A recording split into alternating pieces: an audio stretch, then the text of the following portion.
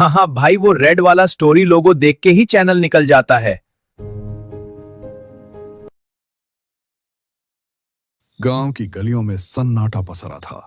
सिर्फ कहीं दूर से कुत्तों के भौंकने और झींगुरों की आवाजें सुनाई दे रही थीं। गली के मोड़ पर बनी एक छोटी सी चाय की दुकान कांपती हुई लालटेन की पीली रोशनी में जगमगा भाई बहुत दिन से मेहनत कर रहा हूँ। वीडियो को देखकर सब्सक्राइब भी कर दो। रही थी। लकड़ी की बेंच पर दो आदमी बैठे थे। शिवा, तूने कभी उस पुराने पीपल के पेड़ के नीचे रात में रुककर देखा है? लोग कहते हैं कि वहां सफेद साड़ी वाली औरत दिखती है। कहते हैं वो औरत असल में उसी हवेली वाली है जिसकी बरसों पहले मौत हो गई थी। सुनने में आया है उसकी लाश कभी ढंग से दफन नहीं हुई और उसकी आत्मा भटकती रहती है। हाँ रे, एक बार मेरा चचेरा भाई उधर से देर रात गुजरा था। बोला कि जैसे किसी ने पीछे से उसका नाम पुकारा।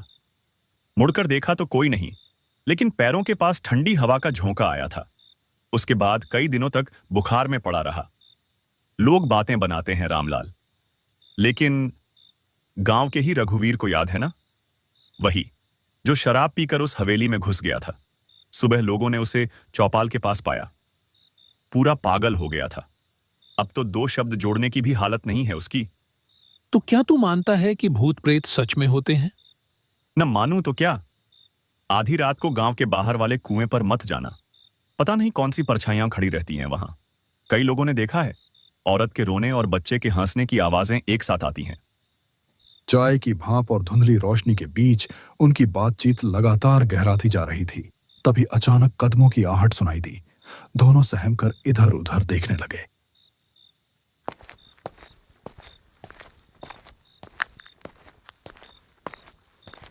गांव के सन्नाटे को चीरता हुआ उनका तीसरा दोस्त वहां आ पहुंचा। उसका चेहरा थका और बुझा हुआ था, मानो किसी अनजानी यात्रा से लौटा हो। वह पास आकर बैठ गया। कुछ देर का सन्नाटा छाया रहा। अरे तू आ गया, चल अब माहौल बनेगा। तू ही हमें कोई डरावनी कहानी सुना दे।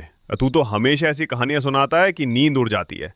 ठीक है, लेकिन ये कहानी मेरी अपनी नहीं है। ये मेरे एक दोस्त के साथ घटी थी और उसने मुझे सब कुछ वैसे ही बताया था। सच में? क्या हुआ था उसके साथ? वो कहता है एक रात वो अकेला घर लौट रहा था। रास्ता सुनसान था, चारों तरफ सिर्फ अंधेरा और ठंडी हवा चल रही थी। तभी अचानक उसे लगा कि कोई पीछे पीछे चल रहा है।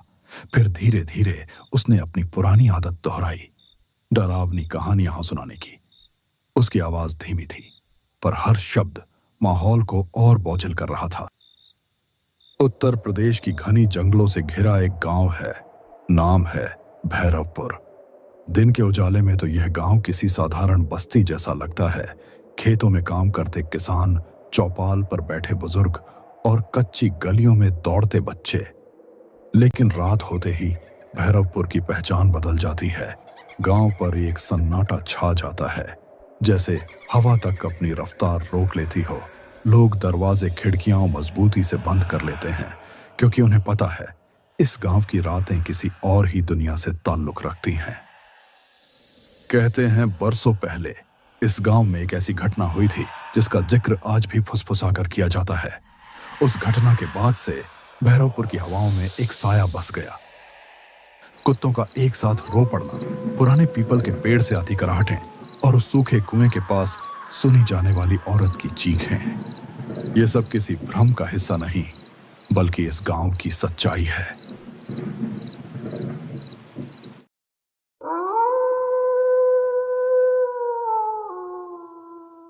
रात का वक्त था। लगभग 10:30 बज रहे थे। गांव में हल्की हल्की हवा के साथ बारिश भी हो रही थी और यहां सूरज के बेटे की तबीयत बिगड़ती ही जा रही थी। कोने में हल्की सी एक लालटेन जल रही थी। दोनों पति पत्नी अपने बच्चों की तबीयत को लेकर चिंतित थे। सूरज का मन तो था कि वह अपने बेटे को शहर के अस्पताल में ले जाए, लेकिन गांव वालों से उसने जो सुना था उसे सोचकर उसकी रूह कांप जाती थी कि कहीं उसके साथ भी कोई अनहोनी ना हो जाए।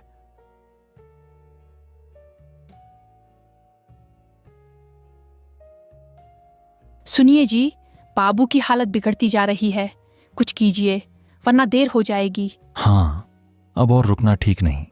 मैं बाबू को लेकर साइकिल से ही शहर के अस्पताल निकलता हूँ। अकेले? रात का वक्त है जी, रास्ता सुनसान है, मुझे बहुत डर लग रहा है। डर मुझे भी है, पर बाबू की जान से बढ़कर कुछ नहीं।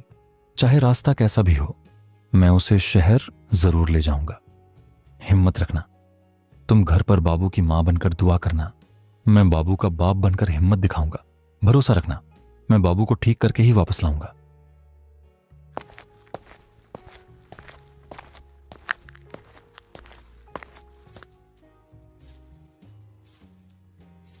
उस रात एक पिता अपने बेटे की जान बचाने के लिए एक ऐसे खौफनाक सफर पर निकल पड़ा था जहां कदम कदम पर खतरा था।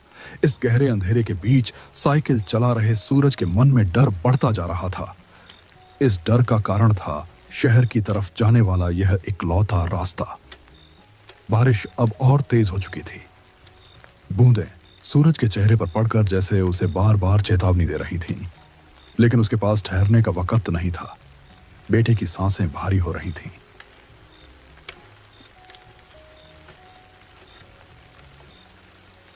और हर पल उसके हाथ से फिसलता जा रहा था। रास्ता सुनसान था। दूर दूर तक सिवाय काले अंधेरे और बारिश की आवाज के कुछ नहीं था। यह वही रास्ता था जिसके बारे में गांव में कई कहानियां सुनी जाती थीं। लोग कहते थे कि इस रास्ते पर रात में कोई परछाई चलती है, कोई अजीब सी परछाई जो साथ साथ चलती है और अचानक गायब हो जाती है।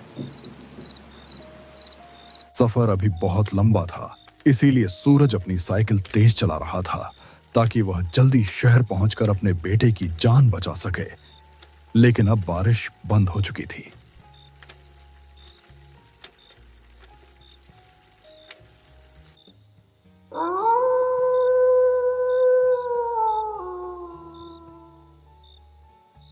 थोड़ी दूर आगे जाने पर सूरज को रास्ते में एक औरत बैठी हुई दिखाई दी।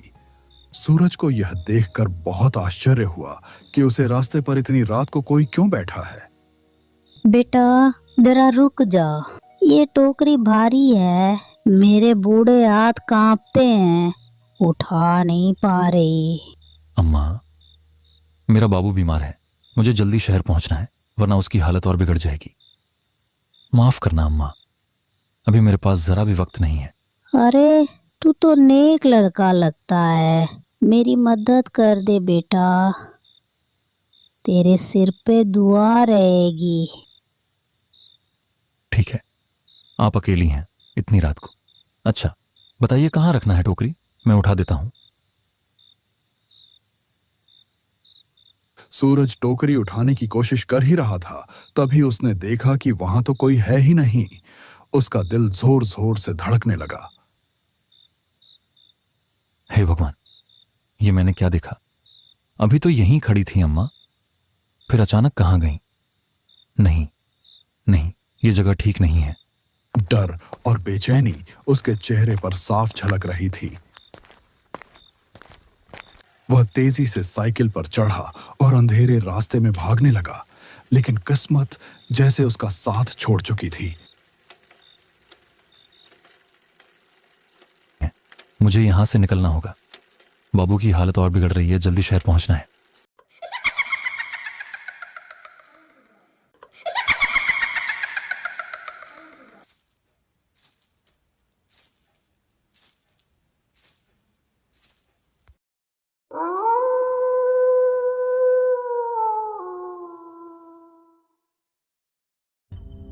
अचानक उसकी पुरानी साइकिल की जंग लगी चेन जमीन पर गिर गई। हे राम, ये क्या हो गया? अभी इस वक्त ही चेन गिरनी थी क्या? अगर मैं यहीं रुक गया तो पता नहीं क्या हो जाएगा। नहीं, मुझे किसी तरह चेन चढ़ानी ही होगी। और सूरज घबराहट में झुककर चेन चढ़ाने ही वाला था कि तभी उसकी रगों में खून जम गया। सामने वहीं खड़ी थी एक औरत, और वह औरत हूबहू उसकी पत्नी जैसी दिख रही थी। उस पल सूरज का मन मानो भर भरा कर टूट पड़ा। अरे तुम यहां कैसे? तुम तो घर पर थी ना? इतनी रात गए? इस सुनसान रास्ते पर कैसे चली आई? मत पूछो, मैंने रास्ते में एक परछाई देखी थी। वो लगातार मेरा पीछा कर रही है। मैं डरी हुई थी, इसलिए भागकर तुम्हारे पास आ गई। जल्दी करो, हमें यहाँ से निकलना होगा। बाबू को मुझे पकड़ाओ, मैं उसे संभाल लेती हूँ। तुम साइकिल ठीक करो। परछाई? ये कैसी बातें कर रही हो तुम? लेकिन अगर तुमने सच में देखा है तो मामला गंभीर है। अच्छा, तुम बाबू को थामो, मैं चेन लगाता हूं। हाँ, जल्दी करो, वो कभी भी यहाँ आ सकती है। उसने सोचा शायद उसकी पत्नी ही है जो किसी तरह यहां तक पहुंच गई। वह कुछ पूछने या सोचने की हालत में नहीं था। थकान, डर और बच्चे की बीमारी ने उसकी समझ को कुंद कर दिया था। उसने बिना शक किए अपने बीमार बेटे को उस औरत की बाहों में थमा दिया। सूरज जल्दी से साइकिल संभाल कर आगे बढ़ गया।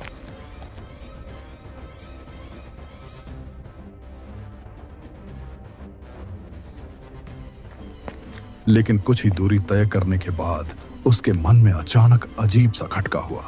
उसने कांपते हुए पीछे मुड़कर देखा और यह नजारा उसकी रूह तक को चीर गया।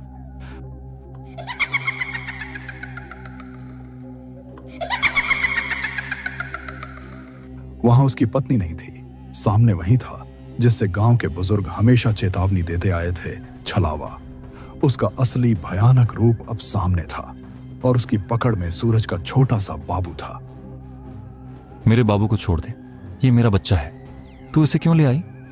ओ मां, मैंने तो तुझे अपनी पत्नी समझा था। आंसू बारिश के कतरों के साथ मिल गए और उसकी दौड़ती हुई सांसें पागलपन की हद तक तेज हो गईं। वह ठोकर खाता, गिरता, फिर उठता और भागता रहा। उसके सीने में सिर्फ एक ही बात थी, किसी भी तरह बाबू को बचाना है। डर अब भी था, लेकिन उस डर के नीचे छिपा पिता का हौसला कहीं ज्यादा बड़ा था। मेरा बाबू मुझे लौटा दे। नहीं, ऐसा मत कर। मैं तुझसे हाथ जोड़ता हूं, मेरे लाल को कुछ मत करना, उसे मुझे दे दे।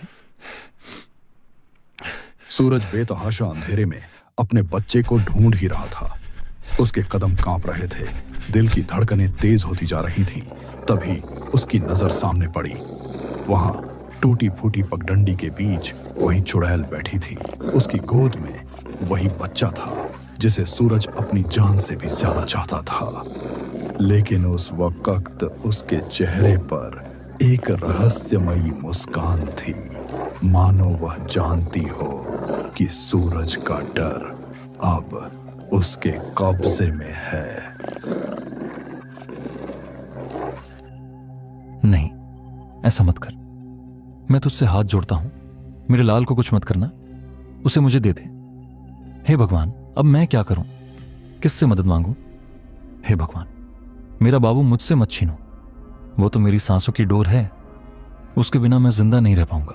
ओ परछाई, तुझसे मैं डरता नहीं, मगर मेरा लाल तेरा नहीं है।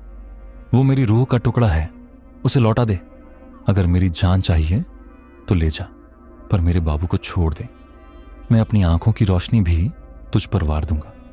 बस मेरा बच्चा मुझे लौटा दे। छलावा ने अपनी लाल आंखें चमकाईं।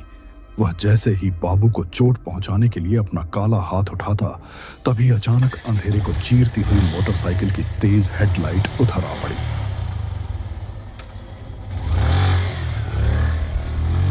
हेडलाइट की चमक और इंजन की गड़गड़ाहट ने माहौल बदल दिया।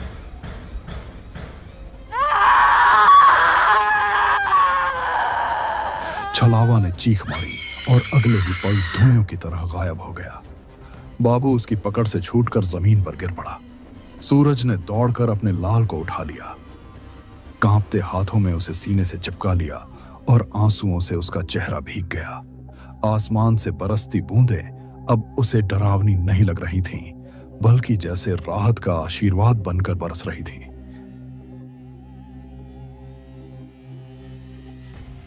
अरे सूरज, ये तू यहां इस हालत में? और ये तेरी आंखें लाल क्यों हैं? भाई, तू सही समय पर आया, वरना मेरा बाबू, मेरा लाल मुझसे हमेशा के लिए छिन जाता। किसने छीना था? कौन था यहां? वो कोई औरत नहीं थी, वो तो छलावा था। उसी ने मेरी आंखों के सामने मेरी पत्नी का रूप बनाकर मुझे धोखा दिया और मेरे बाबू को लेकर भाग गया।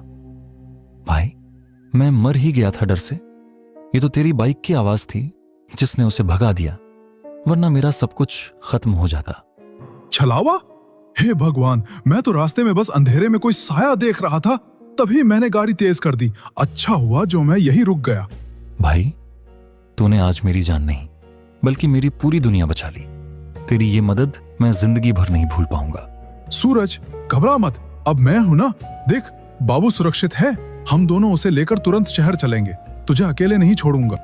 उस अंधेरी रात में सूरज की यह कहानी गांव के दिल में हमेशा के लिए दर्ज हो गई। एक बाप की जिसने छायाओं और छलावे से टकराकर अपनी संतान को बचा लिया। उस रात ने यह साबित कर दिया कि डर कितना भी गहरा क्यों ना हो, एक पिता का प्यार उससे कहीं ज्यादा मजबूत होता है।